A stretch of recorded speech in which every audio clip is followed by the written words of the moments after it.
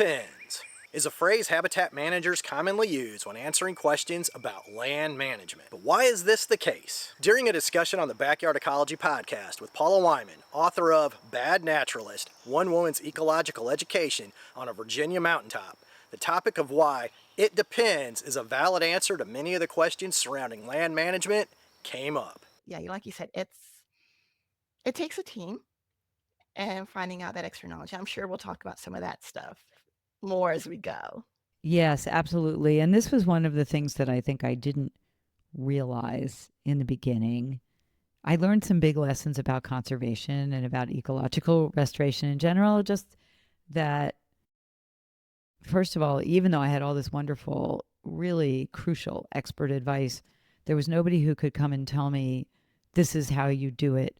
Absolutely. And this will absolutely work. And then you'll be done. 1, 2, 3, follow these steps and you'll be done. There's no done. There's no being done.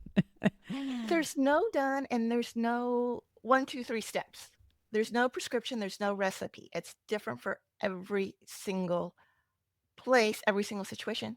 And there's usually multiple ways to go about doing the same thing. So it's which one works for your goals, your situation at this point in time. And yes, that's something that everybody I know struggles with is we want, and I'm myself included.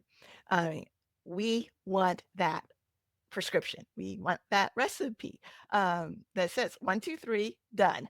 And like you said, and it doesn't exist. And so that's one of the things that was really hard for us to accept, or honestly for me to accept.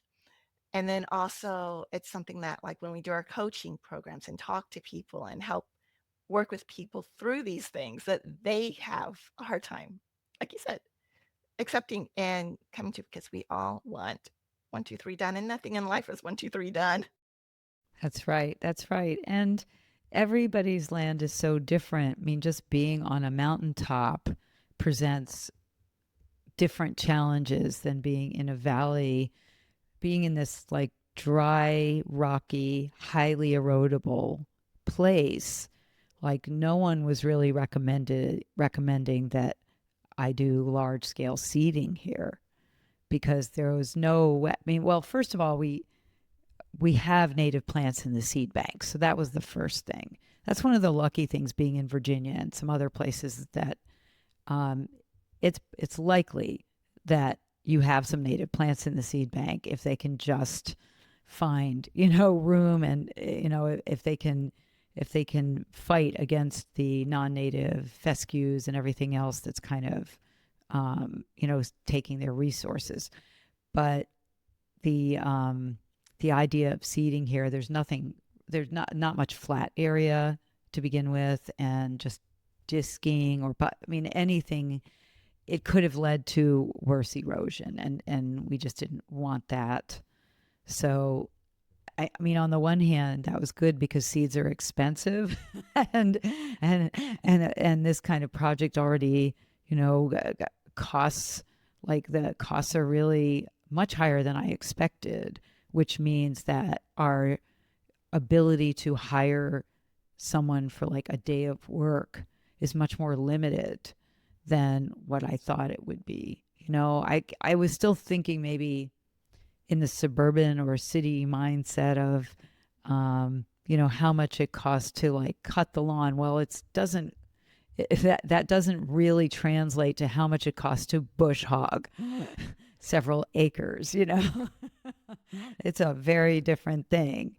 And so these were all things that I had to learn. Do you dream of having a beautiful backyard full of all kinds of birds, butterflies, bees, fireflies, and all kinds of other cool critters, but you aren't quite sure how to make that dream come true? Do you know that native plants are important, but have questions about how to grow them or even which ones you should grow? Would you like to bounce ideas off Shannon and I?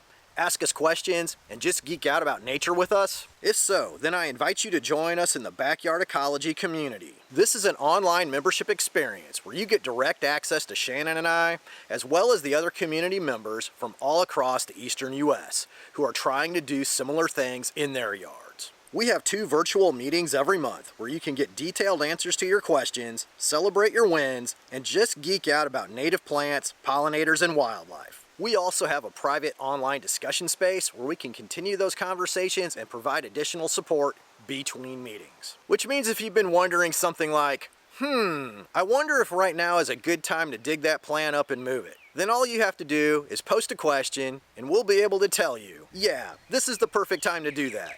Or, no, if you can wait, you'd be better off to wait. Or if you can't wait, here's what you do so that you give the plant the best chance of surviving. I'll provide a link in the description if you want to learn more, and hopefully you will come join us. Another question for you, because you did write this wonderful book, and it's a really great story, but such a great way with words. I mean, I Thank really you. enjoyed reading it and hearing your stories and stuff. And like I said, so many of them was like, yep, been there. Yep, can relate to that one. And I'm glad to hear that. so, why did you decide to write a book about it instead of just doing it? Well, I think because when I started out, like I said, I really didn't know anything about plants. I had, done all those deep dives on different topics in nature. I was really interested in island biogeography, for instance.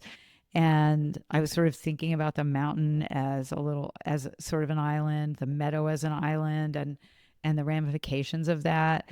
But I didn't know anything about plants, and I didn't have like as much hands-on conservation experience. I certainly didn't have like restoration experience. So in that sense, and in the sense that I was wrong about things, like I made mistakes that turned out very badly sometimes, and like if I had it to do again, I definitely would not do those things again, because that, then trying to solve them turned out to be a huge deal. So I did at times feel like a bad naturalist. And then when I learned about the trade-offs and that I was always going to be harming something when I was helping something else, it seemed that made me feel like a bad naturalist.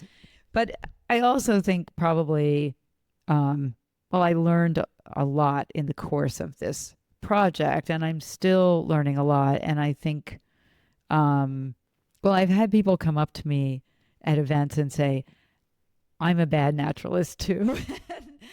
and I kind of love that, because like nobody has the perfect knowledge. Nobody's going to have the perfect experience.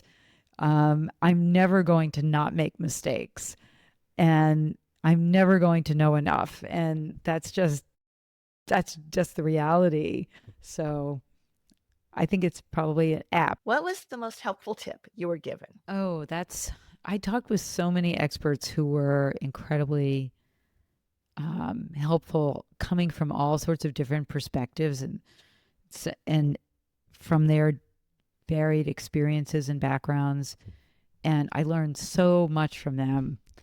And at times it was confusing, like, well, should I go with that? Like the part about when is the right time to mow. I had mow in March drilled into my head. And when I say mow, I mean bush hog. I had mow in March drilled into my head and for so long. And then someone came and said, but you have a lot of woodcocks here. I bet you do. I haven't seen them, but I bet you do. And that means you should mow in February because they start nesting in March. And I was like, what? And then I did indeed see a major like woodcock courting ritual this past, I guess it was the beginning of March, and there were so many. Anyway, so I was glad. But because of that, I think the best piece of advice I got was the friend who's an orchardist who said to me, you'll have your own truth for your own land. I can weigh all these perspectives, and in the end, it's going to be, I guess, my goals and my priorities, and that's how I'm going to make the decision rather than having someone tell me, you should do it this way. I mean, of course, I'm going to listen to all of the expert advice because those folks know so much more than I do. but taking all that in and then making a decision has often been difficult, to choose among those options. And so it's taken me a while to get to a place where I feel comfortable sort of like absorbing all of that and then using my judgment about what feels okay to me. I love that advice because it is so true. And it goes back to what we talked about at the beginning too, is that there is no 1, 2, 3, follow these steps, done. I mean, there are so many different paths and so many Yeah. different ways you can take. And it can be overwhelming. But like you said, we just got to learn the best we can, get the best advice we can, and then choose what feels right, what makes the most sense for our goals and where we're at and our property and what we're trying to do with it. If you would like to see the rest of this fascinating discussion with Paula about her journey to manage a mountaintop meadow, you can check it out right here, and be sure to take some time and enjoy nature in your backyard.